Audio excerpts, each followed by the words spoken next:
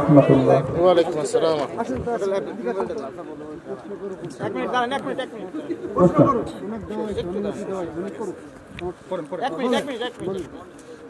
মনে কষ্ট নেবেন না, আমি যদিও ব্যতিক্রম ধরে একটা প্রশ্ন করবো কিন্তু জানার জন্য বলেন। মুক্তাদিদেরকে ইমামের পিছনে কেরাত পড়তে বলা হয়েছে এমন একটা অব্যক্ত দলিল সহিহ হাদিস দ্বারা প্রমাণ করতে হবে।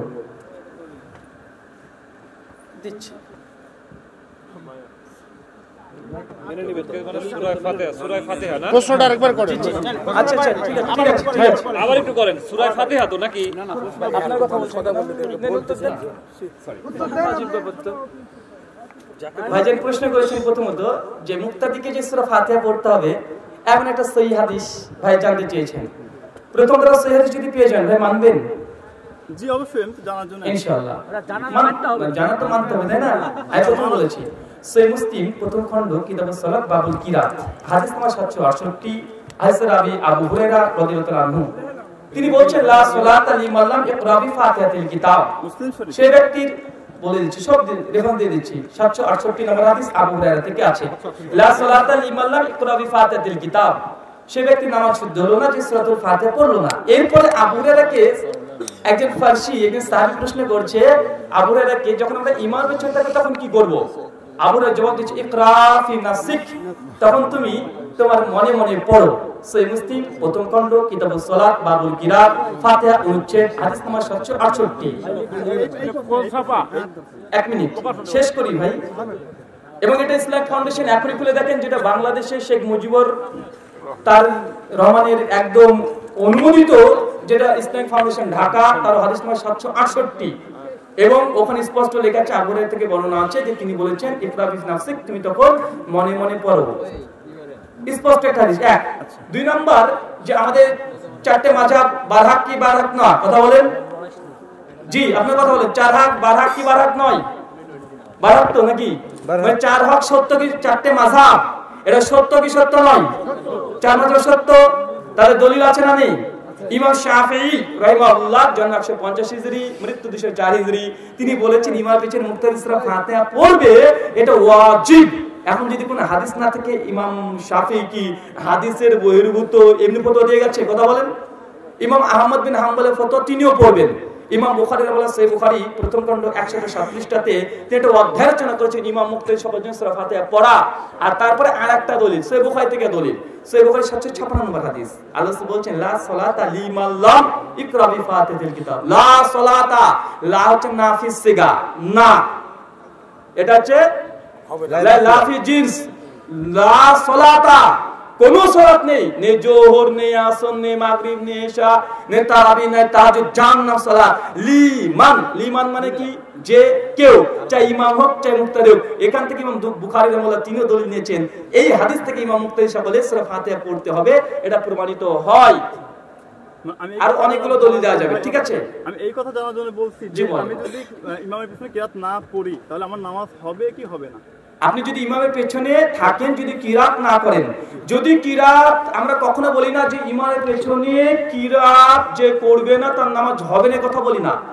আমরা বলি ইমামের পেছনে সূরা ফাতিহা পড়তে হবে, কিরাত করা যাবে না।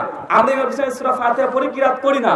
এখানে বুঝতে হবে সূরা ফাতিহা খাস আর কিরাত হচ্ছে আম। এখন শেষ করি। এখন যদি আমার ইমাম যদি রুকুতে চলে গেছে, এখন তো আমি সূরা ফাতিহা পড়ার সময় নেই, তাই রুকুতে যদি যাই নামাজ তো হবে। ভাই একটা মাসলাকে ক্লিয়ার হোক, রুকু পেলে রাকাত হবে কি হবে না, এটা দ্বিতীয় মাসলা। এখন যদি বলেন যে ওযু করার জন্য সহিহ বুখারীতে বলেছে এখান থেকে জেরা পর্যন্ত ধুতে হবে, এখন যার হাত নাই তার কি হবে? তো এটা তেমন হয়ে গেল, কি একজন পাচ্ছে না, কেউ মাজলুম পাচ্ছে না, তার বিধান কি? আর যে পেয়ে দাঁড়িয়ে আছে মূর্তির মতো, তার বিধান কি দুটো সমান হতে পারে? দুটো সমান না। প্রথম কথা হচ্ছে যে একজন ব্যক্তি বলছে লা সালাতা লিমান লাম ইকরা বি ফাতিহাতিল কিতাব, সেই ব্যক্তির নামাজ হলো না যে সূরা ফাতিহা পড়লো না, পড়েনি, পায়নি, কথা দিছে নেই যে সূরা পড়লো না তার নামাজ হলো না, এমনটা নয়। তো রুকু মেলে রাকাত হবে না কি হবে কি হবে না, এটা আলাদা মাসালা। যেমন একজন ব্যক্তির ওযু করার সময় এক হাতই নাই, তার মনে হাত ধুতে হবে কি হবে না, এটা স্বতন্ত্র ভিন্ন মাসালা। তো প্রথম কথা যে চার মাযহাবের মধ্যে ভাই ইমাম আবু হানিফা রাহিমাহুল্লাহ, আপনি হানাফি মাযহাব ফলো করেন তো? হানাফি মাযহাব তো, তাই না? ইমাম আবু হানিফা রাহিমাহুল্লাহর একজন সমসাময়িক কালের ইমাম আউজাঈ রাহিমাহুল্লাহ, নাম শুনেন নাই? নিশ্চয়ই শুনেছেন ফিকের কিতাব পড়তে গেলে, শুনেছেন তো? কত দূর পড়েছেন? জেনারেল লাইনে পড়েছেন। ইমাম আউজাই, ইমাম আবু হানিফা রাহিমাহুল্লাহর উস্তাদ, মৃত্যুবর্ষ 157 হিজরি, ইমাম আবু হানিফা মৃত্যুবর্ষ 50 হিজরি। ইমাম আউজাইর একটা মত হচ্ছে ইমাম পিছনে সূরা ফাতিহা পড়তে হবে। ইমাম আবু হানিফা রাহিমাহুল্লাহ একজন ছাত্র নাম আব্দুল্লাহ ইবনে মুবারক, জন্ম 118 হিজরি, মৃত্যু 181 হিজরি। তিনি বলছেন ইমাম পিছনে সূরা ফাতিহা পড়তে হবে। ইমাম আহমদ ছাত্র এটা। ইমাম আবু হানিফার আরো একজন ছাত্র ইমাম মুহাম্মদ, ইসলামিক ফাউন্ডেশন হেদায়া 79 পৃষ্ঠা লাইন নম্বর 36 থেকে পরিষ্কার করে লিখেছে ইমাম মুহাম্মদের ফতোয়া, যেটা হানাফি মাযহাবের প্রসিদ্ধ একজন ইমাম, যাকে হাসান বিন সাইবানি বলা হয় ইমাম মুহাম্মদকে। তো তার ফতোয়া ইমাম পেছনে মুফতি সূরা ফাতিহা পড়বে, এটা মুস্তাহাসানা। কি বললাম?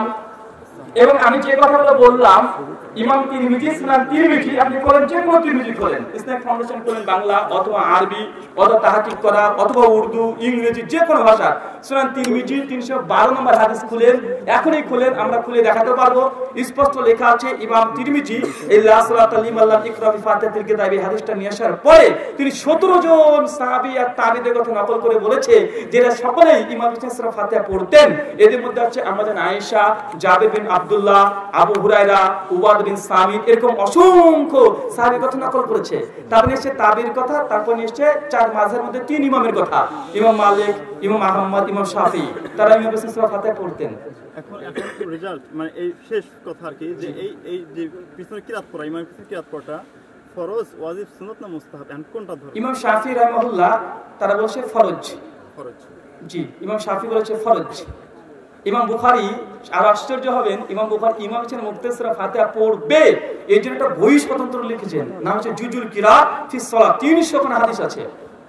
ইমাম বাইহাকি রাহিমাহুল্লাহ 458 হিজরিতে মৃত্যু, ইমাম সূরা ফাতিহা পড়বে এই মর্মে তিনি একখানা স্বতন্ত্র বই রচনা করেছেন। এমনকি ইমাম ইবনে খুজাইমা বলেন, অজস্র আলেম ওলামা সালাফদের মধ্যে, আমাদের কথা নয়, 4 ইমামের মধ্যে 3 জনই বলছে পড়তে হবে। তাহলে মানে গুরুত্বটা বোঝেন, 4 ইমামের মধ্যে কজন বলছে?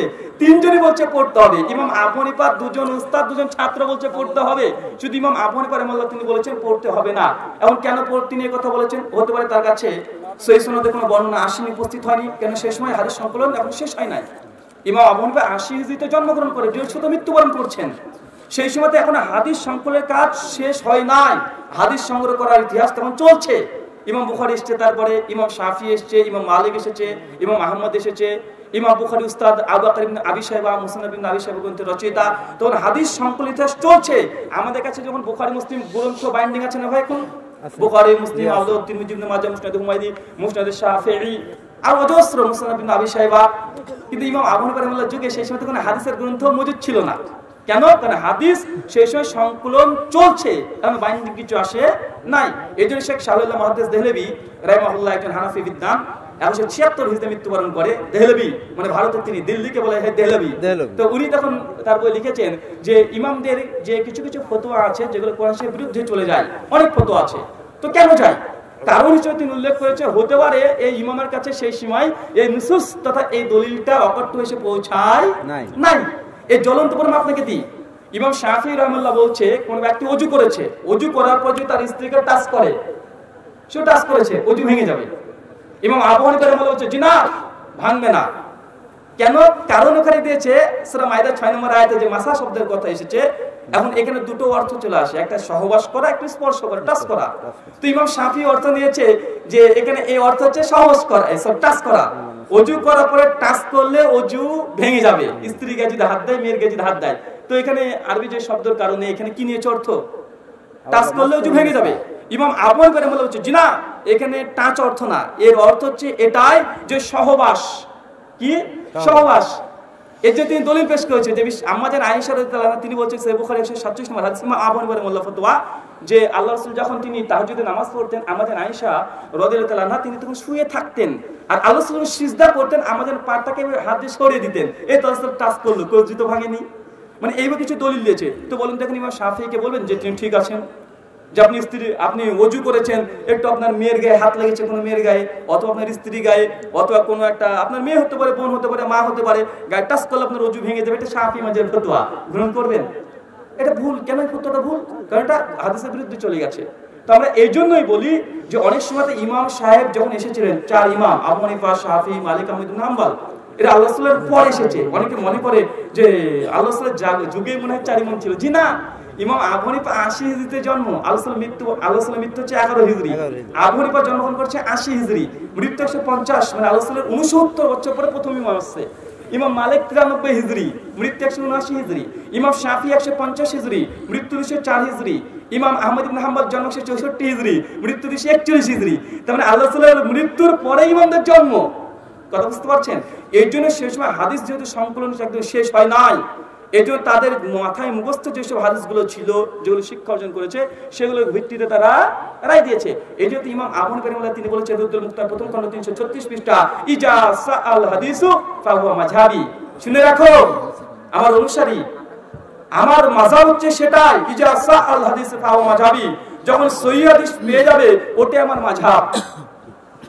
ইমাম আবু হানিফা রাহিমাহুল্লাহ বলছে লা তুকাল্লিদুনি, তোমরা আমার অন্ধ অনুসরণ করো না। আমি এখন যে ফতোয়াটা দিচ্ছি আমি সন্ধ্যাবেলা সেটা প্রত্যাহার করে নিই, সন্ধ্যায় যেটা দিই সকালে প্রত্যাহার করে নিই। কেন? যখন আমার দলিল এসে উপস্থিত হয় আমি আমার রায়টাকে চেঞ্জ করে দিই। কেন? রায় তো ইমাম আবু হানিফার, দলিল তো আল্লাহ রাসূলের। কথা বুঝতে পারছেন? মানে এই সমস্যাগুলো কেন হয় জানেন? আসলে আমরা ইতিহাসটা না জানার কারণে। কারণ আবু হানিফা রাহিমাহুল্লাহ যখন তিনি পৃথিবীতে জন্মেছিলেন তখন হাদিসের গ্রন্থ লিপিবদ্ধ হয় না, তখন সংকলন চলছে। ইমাম বুখারী, সহিহ বুখারী ওটা 204 হিজরিতে মৃত্যু, 256তে। কত পর ইমাম আবু হানিফা রাহিমাহুল্লাহর মৃত্যুর পরেও ইমাম বুখারীর জন্ম হচ্ছে। তাই হাদিসের এই তারতম্যতার কারণে এই সমস্যাগুলো হয়ে থাকে, আমরা বুঝি না। আল্লাহ সুবহানাহু ওয়া তাআলা তোমাদের সঙ্গে কবুল করো। আর একটা বই আছে, বইটার নাম আহলে হাদিস হানাফি মাযহাব ইখতিলাফ নিরাসান। বইটাতে তুমি 13-14 মাসালাতে আমি ডিটেইলস আলোচনা করেছি। সূরা ফাতিহা পড়তে হবে কি হবে না, আপনি যে খাস দলিল জানেন 44 খানা দলিল নিয়ে এসেছি। আল্লাহ নিজে বলেছে তোমরা সূরা ফাতিহা পড়বে।